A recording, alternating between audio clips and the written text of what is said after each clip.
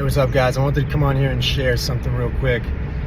My most recent Wednesday Wisdom newsletter, I dove in a little bit about seeing primary care physicians and kind of the relationships that we have with them and versus the relationships we have with personal trainers, and just the pros and cons and just the relationship there. Funny enough, this past Wednesday, I went to go see a primary care physician because I needed to order a blood panel. It's been over a year for me to get my blood panel, and I just needed the basic one. It's been a while. So I went there, got my assessment done by the physician, and basic stuff, weight, height, heart rate, blood pressure, stuff like that. Everything was good. Everything was nice. I didn't expect anything to be wrong there.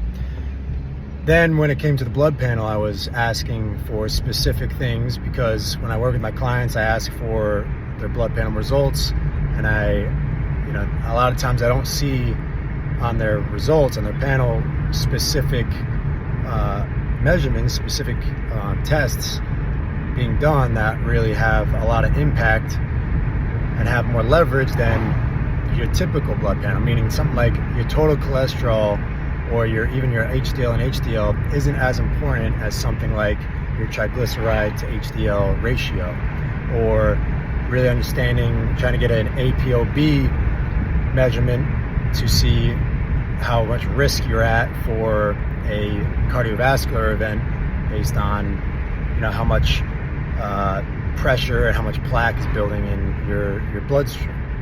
So just those are just two ones, and that was one that I asked for, as well as an omega-3 blood specific, blood cell specific concentration, because I do eat a lot of canned fish, as you guys know, and I just wanted to see where my omega-3s are at. I also asked for a blood mercury test for that same reason. And long story short, all these things I was asking for, the physician was like, there's no way your insurance is going to cover this. All these tests,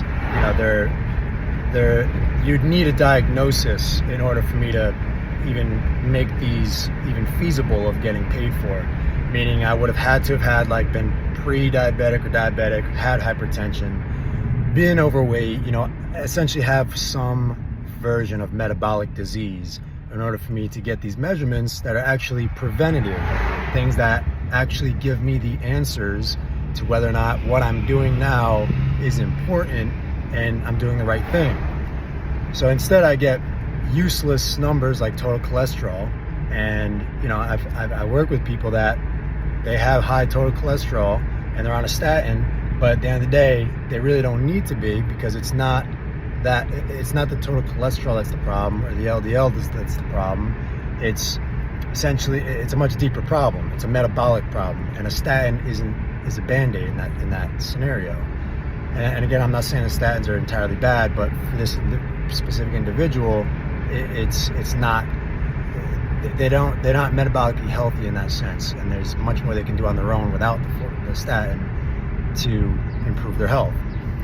So what I'm really trying to say is, again, it was interesting that I wrote that article for my newsletter, and then I went there that day.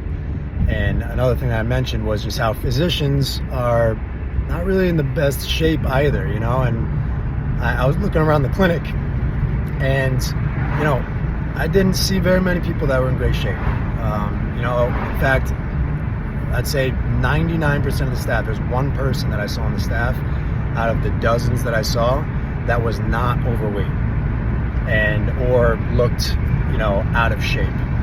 So that was just another thing of who are you getting your information from? Who are you getting your education from? And who's giving you advice? And I think the physicians, in that sense, have really, they just haven't stayed up with current times, and they're not really looking outside of what they've been taught from going through the healthcare system to address some of these problems. They're addressing the problems all the same as they have been for a long time, and it can be dangerous to just rely on them for information and not getting a second opinion or possibly more. So just a really interesting experience that I want to share with you guys. Do look for other sources to give you information, and try to find people that are walking the walk as far as living healthy, eating healthy, and have good biomarkers themselves that can give you the proper direction when it comes to you improving your life on how you can do it. So keep that in mind.